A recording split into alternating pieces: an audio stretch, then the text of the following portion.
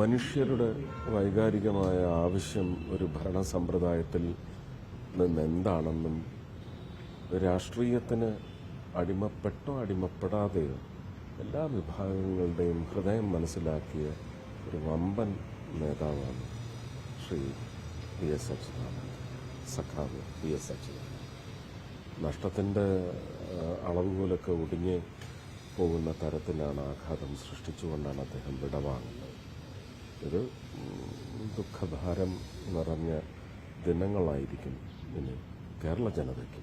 എല്ലാ രാഷ്ട്രീയത്തിൽപ്പെടുന്നവർക്കും വി എസിൻ്റെ മൂല്യമറിയുന്ന ഓരോ വ്യക്തിക്കും, അത് പറഞ്ഞു കേട്ട് മനസ്സിലാക്കിയിട്ടുള്ള കുഞ്ഞുങ്ങൾക്ക് പോലും ഒരുപക്ഷെ ഇന്നിപ്പം സോഷ്യൽ മീഡിയയിലൊക്കെ കാണുന്ന വാചകം തന്നെ അവസാനത്തെ എന്ന് പറയുന്നതാണ് സത്യം. അപ്പോൾ അത് ചരിത്രമായി മാറുകയാണ്. അത് വി എസ് ജനിച്ച് ചെന്ന് പ്രവർത്തിച്ച മേഖലയ്ക്കായാലും ശരി തന്നെ, അദ്ദേഹത്തിൻ്റെ ഭരണ മികവായാലും ശരി തന്നെ, പ്രതിപക്ഷ നേതാവെന്ന നിലയ്ക്ക് ജനങ്ങളുടെ ജീവിതത്തെ സംബന്ധിച്ച് നടത്തിയ ഇടപെടലുകളായാലും ശരി തന്നെ, അതിന് ഒരുപക്ഷെ ഒരു ഫലപ്രാപ്തി ഉണ്ടാക്കുന്നതിനായാലും ശരി തന്നെ, അദ്ദേഹത്തിൻ്റെ വിടവാങ്ങുന്ന ഘട്ടം ഒരു 10-11 വർഷക്കാലം എന്ന് പറയുന്നത് ചരിത്രത്തിൽ ഒരുപക്ഷെ ഒരു വലിയ മൂല്യം, ആ മൂല്യത്തിന് കിട്ടിയ കൂലി, ഇതിനെ സംബന്ധിച്ചൊക്കെ ചരിത്രം ഒരുപക്ഷെ വലിയ പാഠപുസ്തകമായി നിലനിൽക്കും. അത് വിലയിരുത്തപ്പെടും. തീർച്ചയായിട്ടും വ്യക്തിപരം തന്നെയാണ്. വളരെ അടുപ്പമായിരുന്നു. വയനാട് അദ്ദേഹവും ലീഡർ ശ്രീ കരുണാകരനുമായിട്ടുള്ളത് വേറൊരു തലത്തിലാണ്. പക്ഷെ ഇത്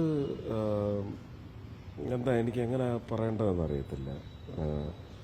ദുഃഖമിതാണ്, അറിയാം ഞാനിവിടെ എത്തിയെന്നുള്ളത്, പക്ഷെ എനിക്കൊന്ന് കാണാൻ സാധിച്ചില്ല. അപ്പോൾ അതിനുവേണ്ടി ശ്രമം നടത്തിയിരുന്നു. പക്ഷെ രാഷ്ട്രീയം എല്ലാത്തിലും ഉണ്ടാവുമല്ലേ. അനുവാദം കിട്ടിയില്ല കാണാൻ. അല്ലെങ്കിൽ മകളുടെ കല്യാണം വിളിക്കാൻ പോയപ്പോഴും കാണാൻ പറ്റിയില്ല. അതിനുശേഷം ഇലക്ഷന് ജയിച്ചു വന്നിട്ടും കാണാൻ പറ്റിയില്ല. മന്ത്രിയായതിനു ശേഷവും കാണാൻ പറ്റിയിട്ടില്ല. അതിനുശേഷം 2-3 തവണ ശ്രമിച്ചു. അവർക്ക് അവരുടേതായ കാരണങ്ങൾ കാണും. നമ്മളതിനകത്തൊരു പെനട്രേറ്റർ ഉണ്ടാകുന്ന തീരുമാനിച്ചതുകൊണ്ട്. പക്ഷെ എന്നാലും ഒന്ന് ജീവനോട് അവസാനം കാണാൻ കഴിഞ്ഞില്ല. ഇനി ആ മുഹൂർത്തം സൃഷ്ടിക്കാനൊക്കില്ലല്ലോ.